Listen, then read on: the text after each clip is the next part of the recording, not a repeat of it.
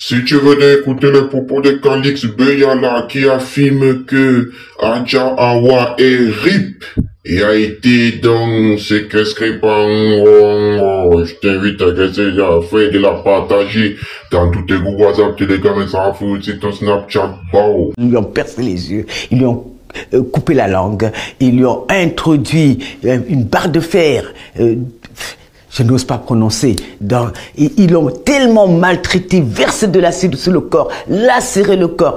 Qu'est-ce qu'ils ne lui ont pas fait avant d'être enlevé? C'est un système qui perdure depuis trop longtemps. C'est-à-dire des assassinats faits par des hommes politiques, parce que ce sont des hommes puissants. On n'a jamais pu ni les arrêter, ni savoir qui a fait quoi. C'est la première fois dans l'histoire du Cameroun que nous savions tous que c'était des politiques et autres, des hommes puissants qui commettaient ces meurtres, mais jamais on n'avait réussi à attraper quelqu'un.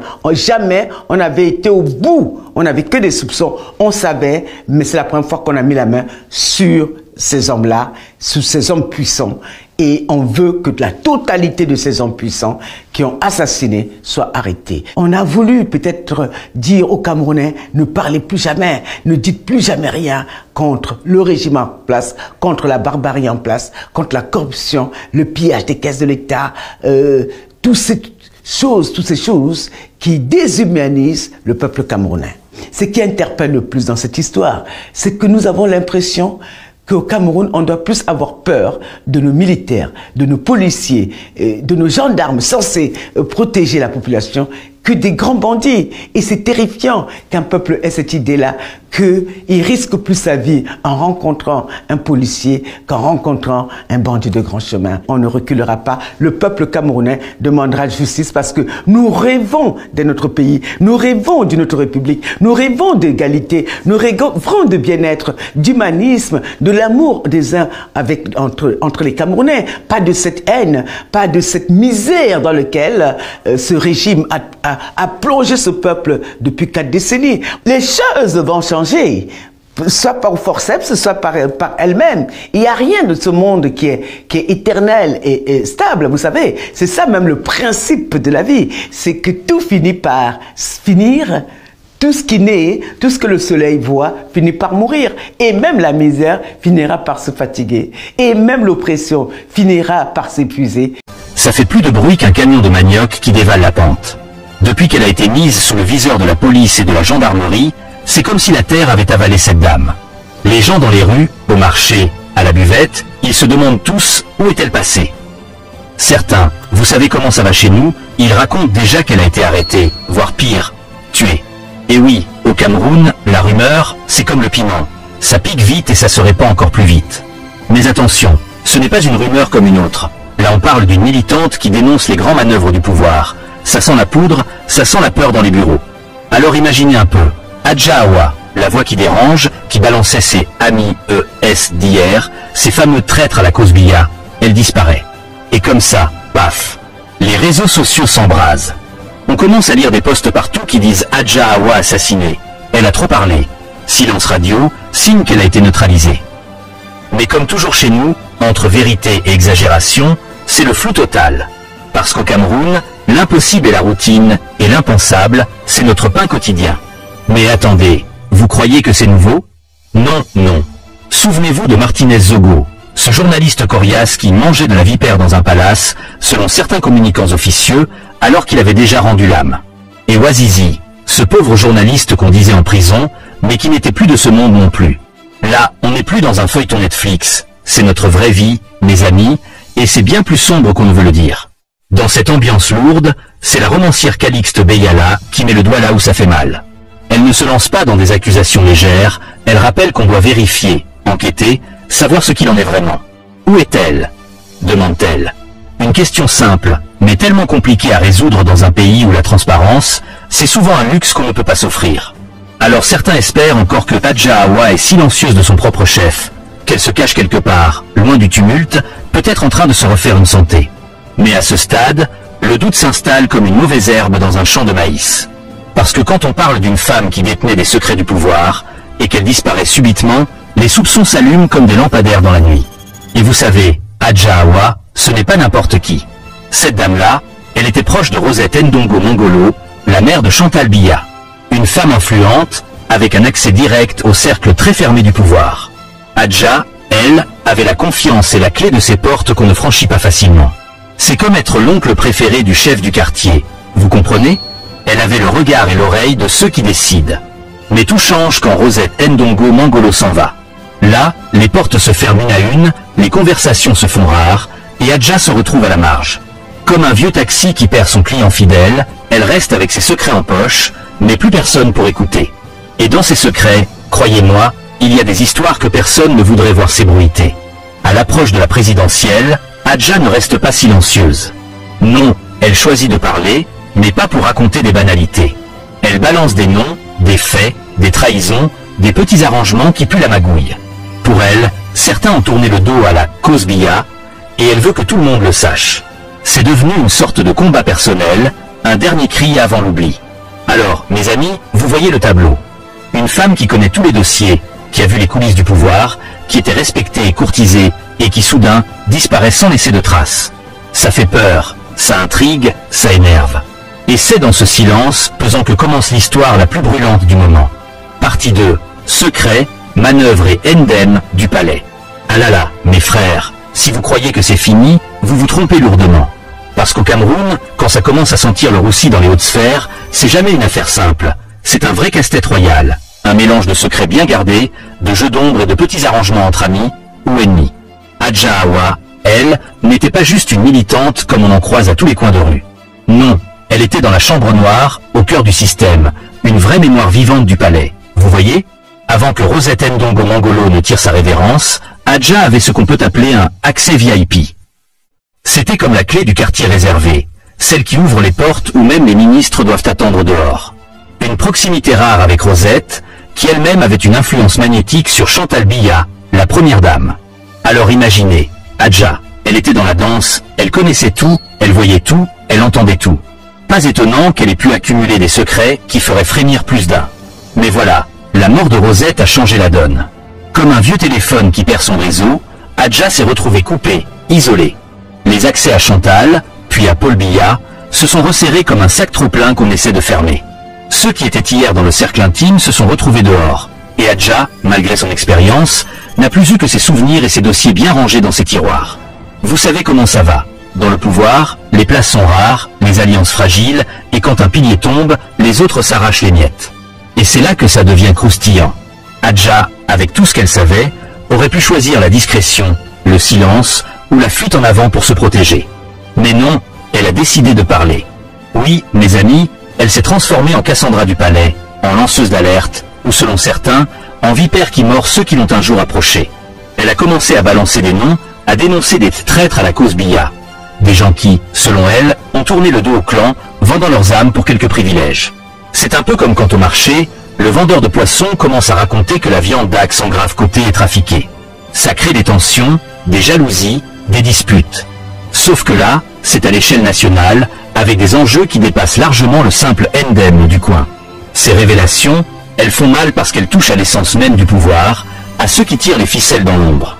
À l'approche de l'élection présidentielle, cette agitation devient encore plus sensible. Vous savez comment ça se passe. Certains veulent maintenir Paul Biya coûte que coûte, malgré les rumeurs sur sa santé vacillante. On parle même de manœuvres secrètes, de calculs sournois pour garder le fauteuil présidentiel, quitte à écraser tout ce qui bouge. Adja, elle ne se contente pas de regarder ça de loin, elle tire la sonnette d'alarme, elle veut que le peuple sache, qu'on ouvre les yeux. Mais là, mes amis, le problème, c'est que ces alertes, au lieu d'être entendues, elles dérangent. Parce que le pouvoir, vous le savez comme moi, n'aime pas qu'on lui souffle à l'oreille qu'il est en danger. Alors Adja devient gênante, trop dangereuse. Et c'est là que les choses deviennent obscures. Des menaces, des silences forcés, des disparitions mystérieuses.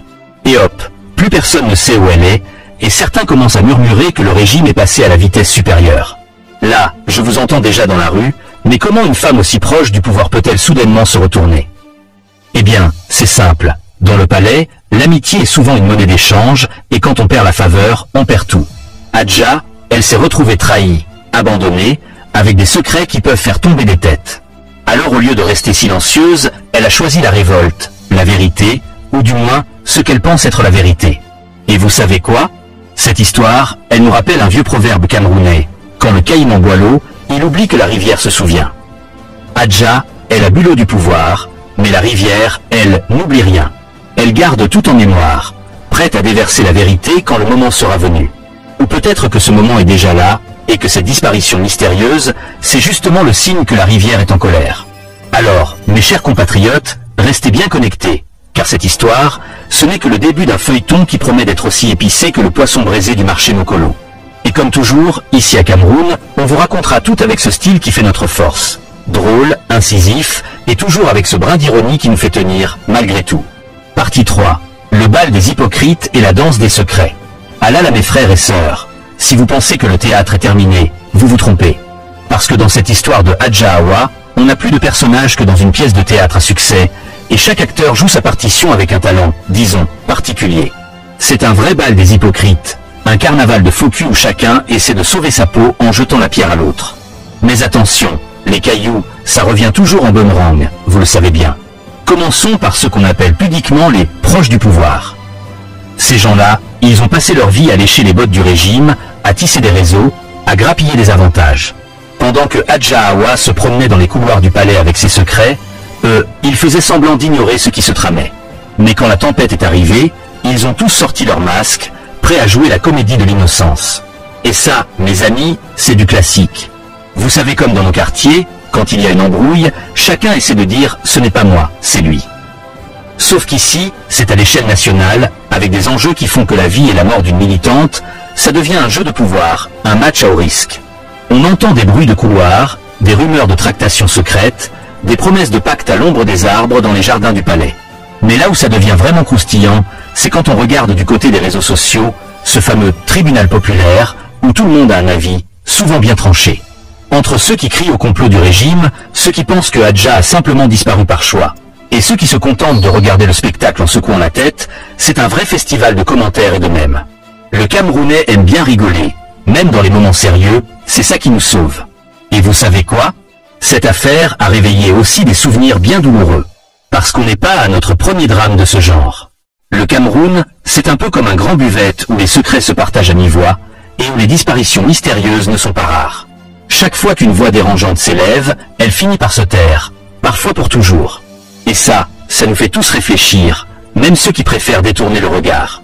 Dans cette danse des secrets, on voit aussi des personnages un peu fous, des communicants officieux, comme on les appelle, qui tentent de noyer le poisson avec des histoires absurdes, des contes à dormir debout. Vous vous rappelez le fameux Martinez Zogo mangeant de la vipère dans un palace? Eh bien voilà, on recommence le même scénario, avec Adja Awa cette fois. Ces mensonges servent à désorienter, à brouiller les pistes, pour que personne ne sache plus à quoi se fier. Mais sous cette couche de fumée, il y a une vérité qui couve, une vérité que beaucoup préfèrent ignorer, parce qu'elle dérange trop. Cette vérité, c'est que le pouvoir au Cameroun n'est pas qu'un jeu de fauteuil, c'est aussi une lutte féroce pour contrôler l'histoire, pour décider qui a le droit de parler et qui doit se taire. Adja Awa, elle, a osé briser ce silence. Et pour ça, elle paye le prix fort.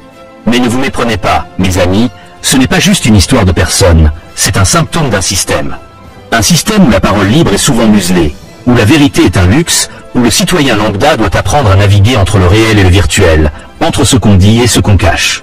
Et dans ce système, Adja est devenu un signal d'alarme, un cri dans la nuit.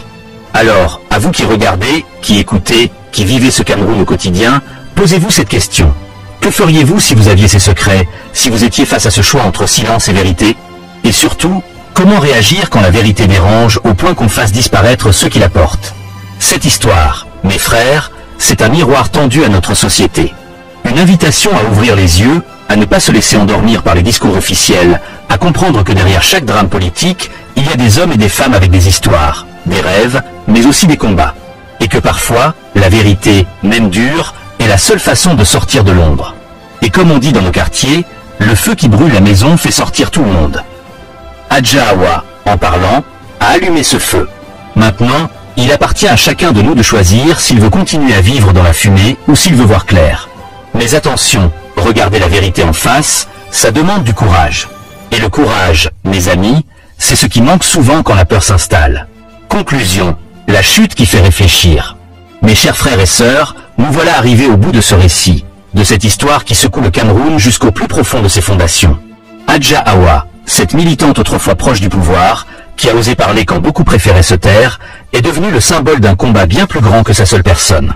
Son silence aujourd'hui n'est pas un simple vide. C'est un cri qui résonne dans toutes les ruelles, dans chaque quartier, dans chaque coin où la vérité cherche à percer. Cette chute, cette disparition, ce mystère autour de son sort, c'est un miroir pour nous tous. Un miroir qui reflète les travers d'un système où la parole libre est souvent mise à mal, où les secrets s'entassent et où la peur règne en maître.